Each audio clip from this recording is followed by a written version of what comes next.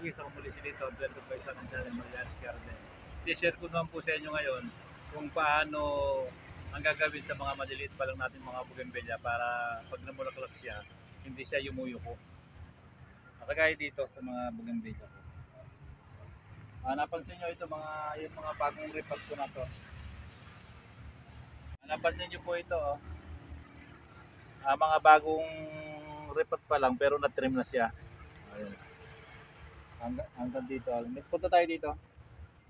Pagka may mga dulo na ganito, ito na-trim na pala ito, bago na ito. Nag-trim na kasi, tinirim ko na kasi ito. Ayan, makita nyo, trim lahat. Okay, ito tayo dito.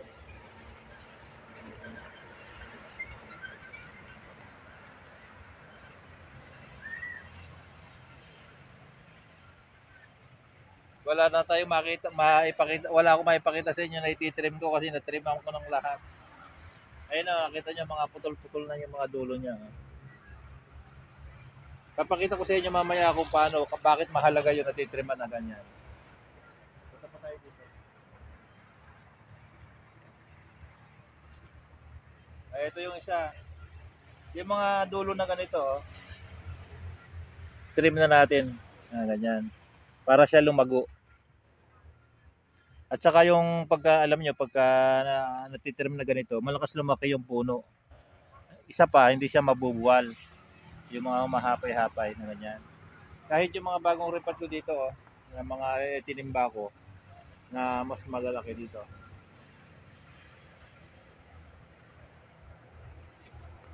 Ayun, oh. Sagad din sa trim.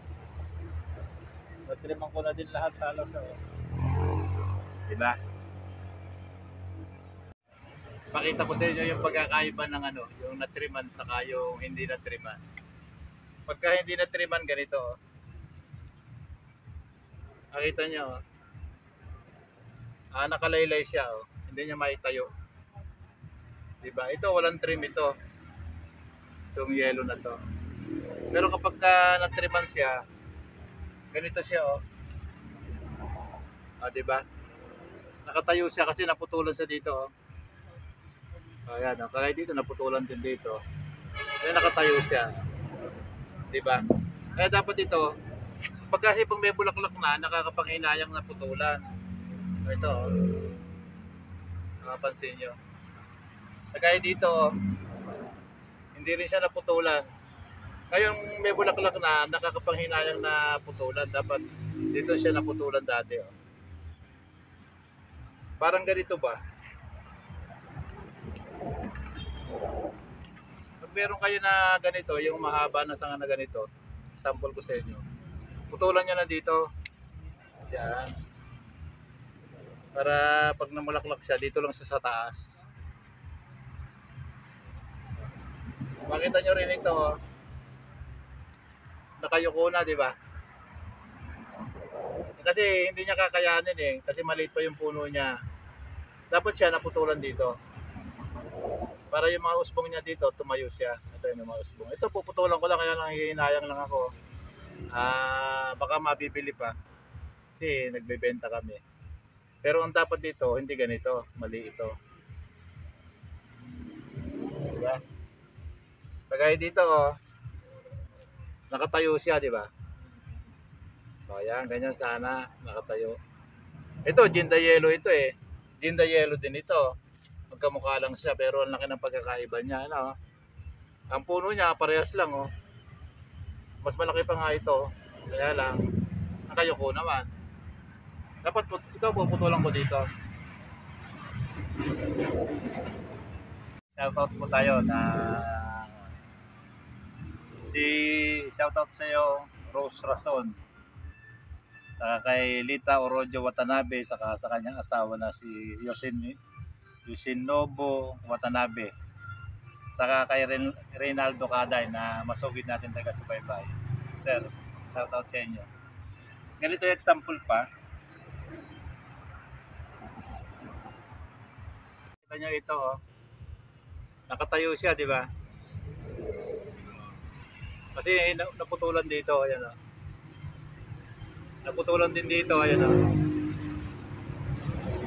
Ito yung example niya na dapat naputulan natin. ganito siya oh. Pag hindi natin naputulan, dapat ang mapatuloy natin itong gusto dito para tumayo. Nakayuko na ganyan oh. Ayun, pinili ko ito mga napabayaan ko. Dapat dito na siya natin puputulan. Dito, sa dapat na to. Para tumayo tuloy itong sanga. Nakita niyo nakabalok to. Pag pinutulan natin dito ito, mawawala yung bigat niya dito. Tatayo siya. Dito. Ayan. Ayan, mga ilang araw lang nakatayo na yan. Ito yung lulusok sa kanya. O, di pag namulaklak siya, nakatayo na siya. Magkakaganito na siya. Ito mga nandito, ito mali ito. Pero nakita nyo ito, butterfly. Ganda, di ba? Kaya pagka ganitong may bulaklak na kasi, manghihinayang ka na gupitan.